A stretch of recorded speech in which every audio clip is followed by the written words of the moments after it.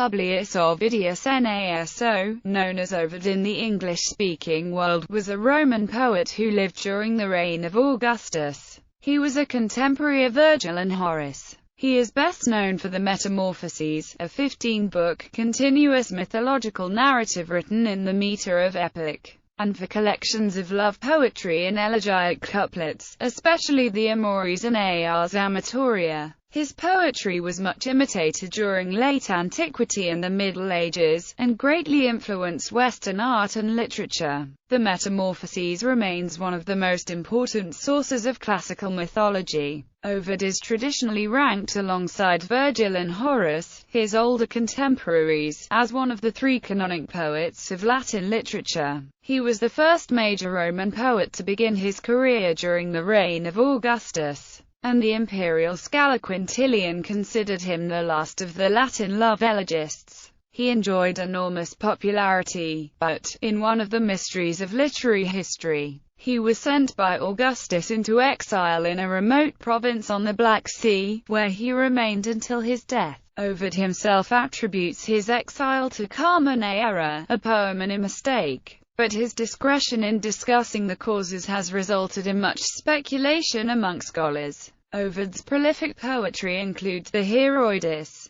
a collection of verse epistles written as though by mythological heroines to the lovers who abandoned them, the Fasta, an incomplete six-book exploration of Roman religion with a calendar structure, and the Tristia and Epistulae ex Ponto, two collections of elegies in the form of complaining letters from his exile. His shorter works include the Remedia Amoris, the curse poem Ibis, and an advice poem on women's cosmetics. He wrote a lost tragedy, Medea, and mentions that some of his other works were adapted for staged performance. Life. Ovid talks more about his own life than most other Roman poets. Other sources include Seneca the Elder and Quintilian. Birth, early life, and marriage. Ovid was born in Sulmouth, in an Apennine valley east of Rome, to an important equestrian family, on March 20, 43 BC. That was a significant year in Roman politics. He was educated in rhetoric in Rome under the teachers Aurelius Fuscus and Porcius Latro, with his brother who excelled at oratory.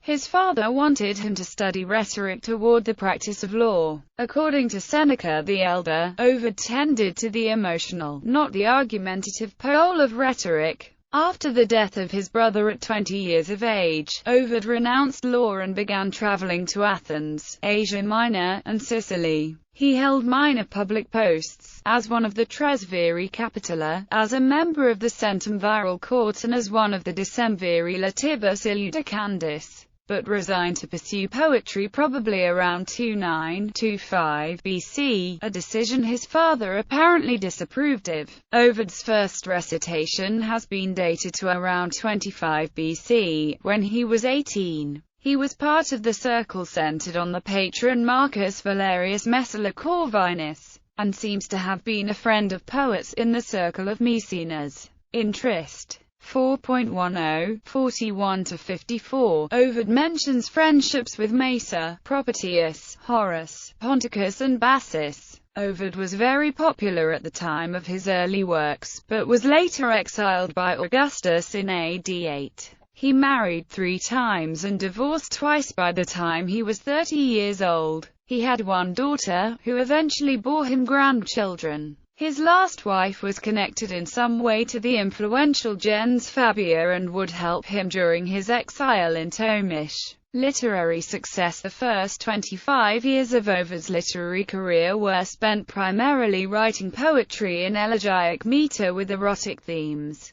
The chronology of these early works is not secure. Tentative dates, however, have been established by scholars. His earliest extant work is thought to be the Heroides, letters of mythological heroines to their absent lovers, which may have been published in 19 BC, although the date is uncertain as it depends on a notus in Am. 2.18, 19–26 that seems to describe the collection as an early published work. The authenticity of some of these poems has been challenged, but this first edition probably contained the first 14 poems of the collection. The first five-book collection of the Amores, a series of erotic poems addressed to a lover, Corinna, is thought to have been published in 1615 BC. The surviving version, redacted to 3 books according to an epigram prefixed to the first book, is thought to have been published c. 83 BC. Between the publications of the 2 editions of the Amores can be dated the premiere of his tragedy Medea, which was admired in antiquity but is no longer extant. Ovid's next poem, the Medicamina Facia, a fragmentary work on women's beauty treatments, preceded the Ars Amatoria, The Art of Love, a parody of didactic poetry and of 3-book manual about seduction and intrigue, which has been dated to AD 2. Ovid may identify this work in his exile poetry as the Carmen, or song, which was one cause of his banishment.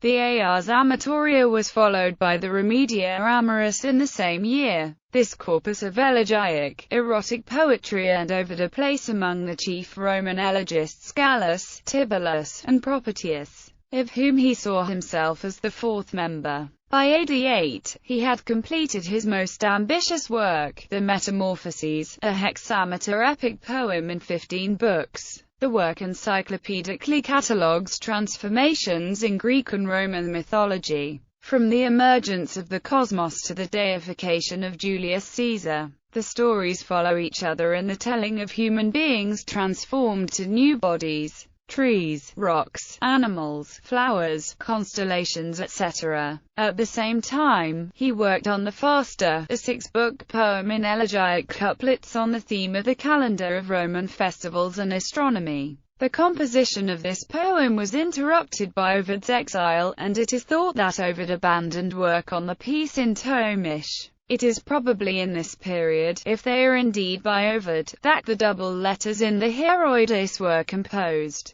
Exiled to Tomish in AD 8, Ovid was banished to Tomish, on the Black Sea, by the exclusive intervention of the Emperor Augustus, without any participation of the Senate or of any Roman judge. This event shaped all his following poetry. Ovid wrote that the reason for his exile was Carmen Era, a poem in a mistake, claiming that his crime was worse than murder, more harmful than poetry. The emperor's grandchildren, Julia the Younger and Agrippa Posthumus, were also banished around the same time. Julia's husband, Lucius Aemilius Paulus, was put to death for conspiracy against Augustus, a conspiracy Ovid might have known of. The Julian marriage laws of 18 BC, which promoted monogamous marriage to increase the population's birth rate, were fresh in the Roman mind. Ovid's writing in the Ars Amatoria concerned the serious crime of adultery. He may have been banished for these works, which appeared subversive to the emperor's moral legislation. However, in view of the long time that elapsed between the publication of this work and the exile, some authors suggest that Augustus used the poem as a mere justification for something more personal. In exile, Ovid wrote 2 poetry collections, Tristia and Epistulae ex Ponto, that illustrated his sadness and desolation. Being far from Rome, he had no access to libraries, and thus might have been forced to abandon the Fasta poem about the Roman calendar, of which only the first 6 books exist, January through June. The 5 books of the elegiac Tristia, a series of poems expressing the poet's despair in exile and advocating his return to Rome, are dated to AD 9 to 12. The Ibis, an elegiac curse poem attacking an adversary at home, may also be dated to this period.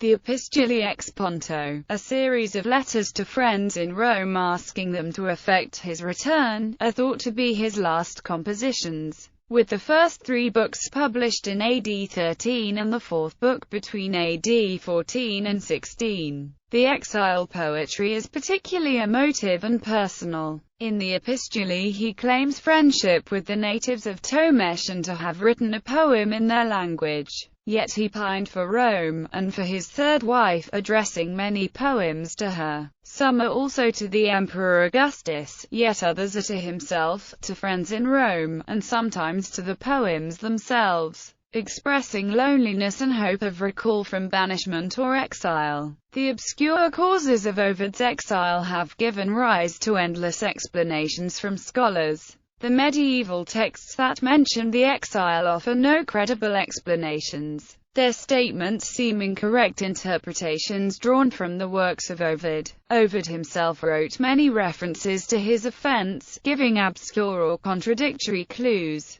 In 1923, scholar J. Hartman proposed a theory that is little considered among scholars of Latin civilization today, that Ovid was never exiled from Rome and that all of his exile works are the result of his fertile imagination. This theory was supported and rejected in the 1930s, especially by Dutch authors. In 1985, a research paper by Fitton Brown advanced new arguments in support of the theory. The article was followed by a series of supports and refutations in the short space of 5 years. Among the reasons given by Brown are that Ovid's exile is only mentioned by his own work, except in dubious passages by Pliny the Elder, Statius, but no other author until the 4th century, that the author of Heroides was able to separate the poetic I of his own and real life, and that information on the geography of Tomesh was already known by Virgil, by Herodotus and by Ovid himself in his Metamorphoses. Orthodox scholars, however, oppose these hypotheses. One of the main arguments of these scholars is that Ovid would not let his Fasta remain unfinished,